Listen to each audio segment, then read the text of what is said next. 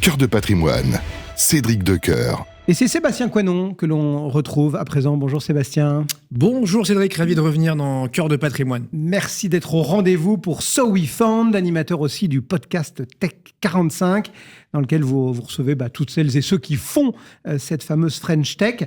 Et on va parcourir un petit peu les tout derniers chiffres de ce monde-là, histoire de prendre le pouls, qui a plus beaucoup de... On a moins de sensations peut-être un petit peu, avec un recul marqué sur ce capital risque en France. Ouais, j'ai pas de bonnes nouvelles malheureusement pour vous Cédric et pour votre audience, auditeurs, téléspectateurs qui vous suivent sur YouTube aussi. Alors c'est pas mes chiffres, donc en plus ils sont tamponnés. Ouais. C'est du solide par EY, le cabinet qui sort son baromètre tous les trimestres. Donc là c'est vraiment la dernière fournée arrêtée au 31 mars 2025. Et c'est vrai que c'est pas bon. On est à 1,4 milliard d'euros levés, donc sur les 3 derniers mois, sur 150 startups françaises. Donc vous voyez, c'est pas beaucoup en volume et en valeur.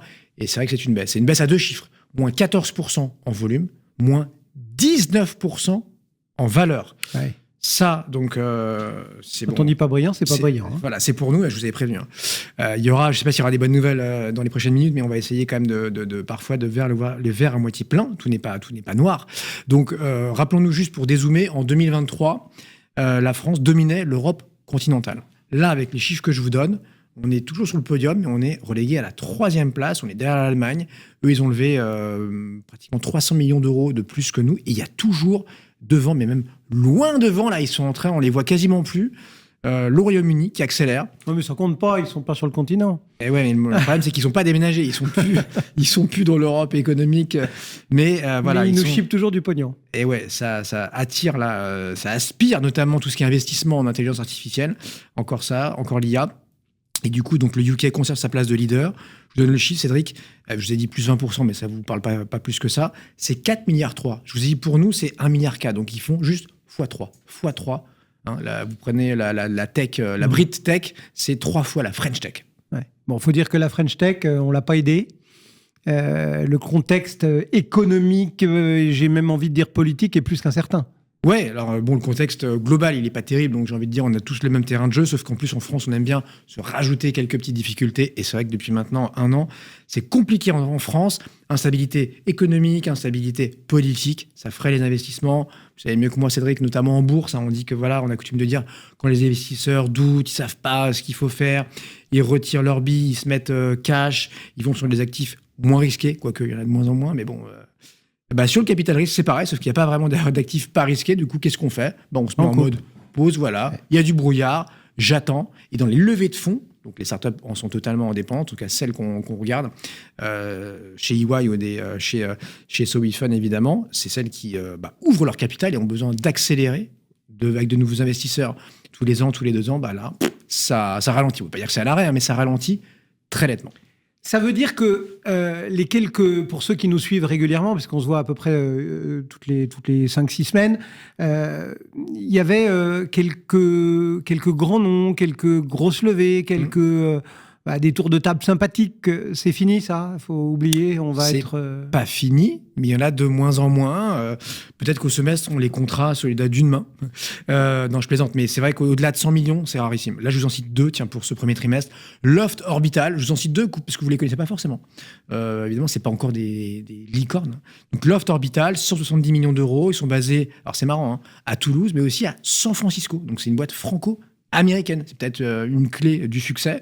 Et ils offrent des services clés en main, donc basés sur les satellites. Ils facturent à l'usage. Alors, c'est pas du mode SaaS avec un abonnement 15, 20, 100 euros par mois. Ils ont déjà séduit de beaux noms. ETLSAT en Europe, mais j'ai encore mieux que ça, plus prestige. La DARPA, la NASA aux États-Unis. Ouais. Un exemple. Un deuxième, Alice et Bob, eux, ils ont levé 100 millions, tout rond, pépite française du quantique, que j'ai eu la chance de recevoir il y a 2 ans maintenant sur mon podcast que vous aviez la gentillesse de citer, donc Tech 45. Alice et Bob, spécialisé dans les qubits de chat de Schrödinger. Ce n'est pas une insulte, je ne savais pas ce que c'était avant de travailler le dossier, je vous rassure. Je vous fais totalement confiance. Donc en gros, c'est quoi les qubits de chat ? C'est moins sensible aux erreurs, qui sont très fréquents dans tout ce qui est ordinateur quantique. Et du coup, ces erreurs, souvent, elles transforment, elles provoquent des transformations et elles mettent des 0 en 1 ou vice-versa, et ce qui casse un peu, évidemment, les calculs. Eux, ils ont craqué un truc, et en tout cas, ils arrivent encore à lever de l'argent, et ça plaît aux investisseurs. Mais là, on est dans deux secteurs qui ont entre guillemets rien à voir. Si on essaye de regarder justement secteur par secteur, enfin, est-ce qu'il y a un zoom sectoriel qui est plus favorable, puisque vous nous avez dit qu'on va essayer de dire que tout n'est pas noir? Tech, deep tech, ça fonctionne très très bien. On sent qu'il faut des innovations de rupture. Et là, ils sont largement en tête avec quasiment 400 millions d'euros levés entre janvier et mars 2025. Derrière, vous avez la green tech. Il y a beau avoir Trump aux États-Unis, en Europe, on y croit encore, on investit, et en France en particulier. On est sur pas loin de 300 millions d'euros levés. Et derrière, vous avez les logiciels. Ils ne sont pas enterrés, ça marche encore. Et en France, on a une vraie patte là-dessus sur tout ce qui est SaaS, B2B. Et puis, le regain d'intérêt, notons-le, pour la fintech. SoWeFund, évidemment, on en fait partie. Ou tout ce qui est tech bio, biotech, medtech, mis dans la famille des life sciences. Voilà donc pour le zoom. Si on essaye de regarder devant, dans le temps qui vient, qu'est-ce qu'on espère, qu'est-ce qu'on attend pour le deuxième Alors, je ne suis pas devin, mais si je me repose un peu sur les préconisations d'EY, que nous dit le cabinet avec son associé Franck Sebag, il doit y avoir 3-4 priorités pour nos startups, nos scale-up françaises. Quelles sont-elles, Cédric ? L'argent, la trésor, un cash is king, comme disent les anglo-saxons. Donc, vous devez avoir une gestion rigoureuse de votre trésorerie. Ensuite, les business models, ils doivent être viables. Donc, il faut avoir un modèle économique dont, justement, la priorité, c'est la rentabilité, le fameux break-even. Il faut qu'à un moment donné, je perde pas plus que ce que je fais rentrer comme argent. Ça paraît évident de le dire, mais dans les startups, c'est pas toujours le cas. C'est pas toujours le cas. Depuis 3 ans, elles se sont habituées, mais il y a encore un peu de travail. Et puis l'expansion européenne, il faut chercher de la croissance en dehors de la France, en dehors des pays plutôt faciles, genre Belgique, Suisse, parfois Espagne, Italie. Il faut aller au-delà, même carrément au global, si on peut, même si évidemment c'est plus facile à dire qu'à faire. Et enfin, tarte à la crème, il y a 2 secteurs porteurs qui sont l'IA et la défense. Et là, tout le monde doit plus ou moins s'y intéresser. Alors la défense, pas forcément, mais en tout cas, si on regarde l'IA, il faut avoir une couche aujourd'hui d'automatisation, d'IA, d'API, ChatGPT ou Mistral, parce que sinon, on risque de se faire balayer par un concurrent. Pour terminer, donc, on a bien compris, là, on est le pied sur le frein, ça ralentit, etc. Mais vous nous avez dit, ça ne s'effondre pas. Du coup, vous, de votre poste d'observation chez SoWeFund, qu'est-ce que vous vous dites ? Qu'est-ce que vous voyez ? Déjà, on est content de ne pas avoir cédé aux sirènes des modes. Je pense notamment à l'immobilier il y a quelques années où beaucoup de plateformes de crowd sont allées financer d'une manière ou d'une autre la pierre. Et on sait que ça plaît aux Français. Là, vu que depuis 2-3 ans, l'immobilier est beaucoup moins à la fête, ça pèse chez certains de nos concurrents.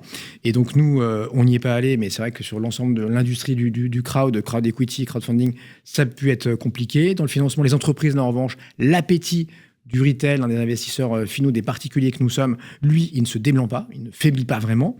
Notre positionnement donc chez SoWeFund de leader du co-investissement aux côtés des pros, donc ça peut être des business angels, des VC, des fonds de capital risque ou des family office, là c'est vraiment un élément de réassurance pour ces particuliers et ça marche, notamment chez SoWeFund. On a eu une sortie, donc un exit avec un beau multiple au T1, on aura un autre exit là qui arrive dans les toutes prochaines semaines au T2, et puis côté startup, là clairement elles ont bien compris, on parlait des entrepreneurs tout à l'heure, l'avantage d'embarquer une partie de leur communauté, des nôtres aussi, de nos investisseurs, 150 000 mine de rien chez SoWeFund, c'est pas rien, et de les transformer comme ça, quasiment du jour au lendemain, en super ambassadeurs, dans un contexte incertain où les clients churn, où il est difficile de se faire entendre parce que voilà, on est sur un marché saturé d'images, d'infos, de recommandations, de tout ce qu'on veut, de notifs.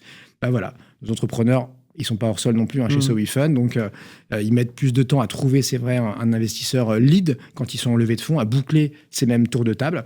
L'argent est-il plus rare, Cédric ? La réponse est oui. L'ambition, est-ce qu'elle est là ? Oui. Et en plus, elle est intacte. Je pourrais même vous rajouter. Eh bien, c'est convaincu, ça, au moins. Sébastien Coinon, donc, pour SoWeFund et le podcast Tech 45. On se retrouve bientôt ? À bientôt, Cédric. Cœur de patrimoine, une émission à réécouter et télécharger sur le site et l'appli Radio Patrimoine et sur toutes les plateformes de streaming.